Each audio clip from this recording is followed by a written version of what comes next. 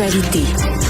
Alexandre Moranville-Ouellette aux nouvelles, c'est une pharmacienne qui est reconnue coupable de négligence. Oui, Madame Christelle Bardakji qui s'est fait reconnaître coupable, oui, de négligence. Ça va coûter un gros 9 000 au total d'amende, même s'il n'a pas été radié, pour deux événements qui sont quand même assez inquiétants, là, puis qui ont laissé deux patients avec un manque là, de confiance complet dans la pharmacie qu'elle occupait au CHUM, ici à Montréal.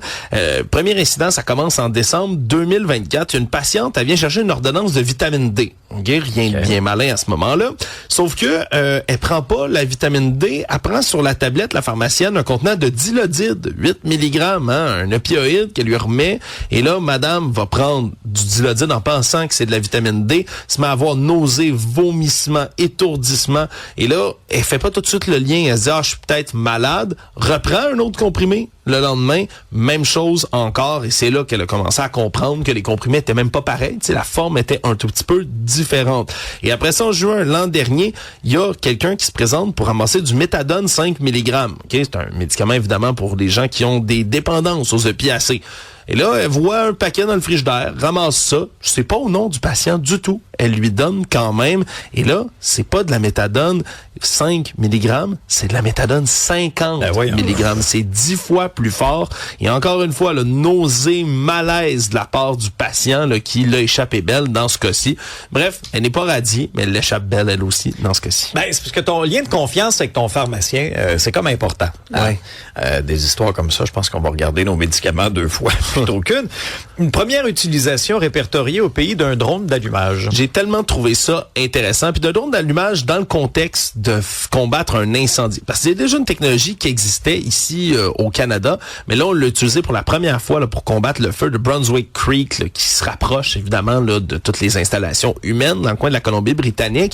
Et leurs services d'incendie ont utilisé ça, des drones d'allumage. Qu'est-ce que ça mange en hiver, cette histoire-là?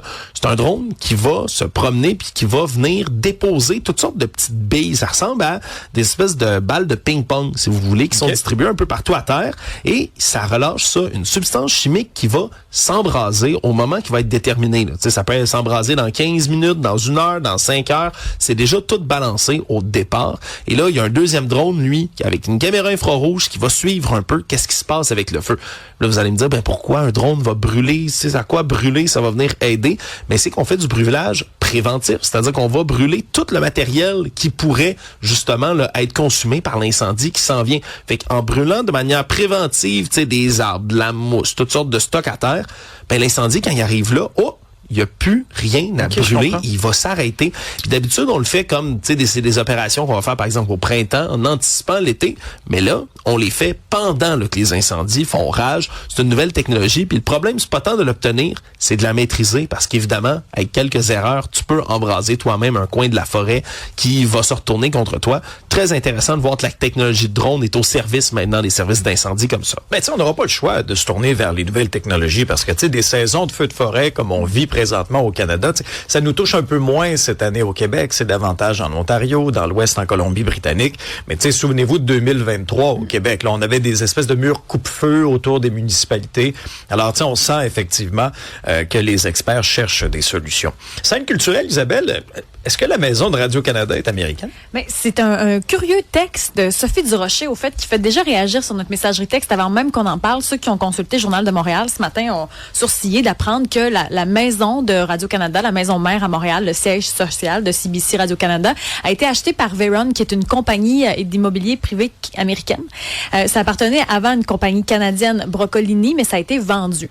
Donc, ce que Sophie Durocher rapporte ce matin, c'est que les impôts donc canadiens de ce loyer-là, annuel de 21 millions, sont déversés à une compagnie privée américaine.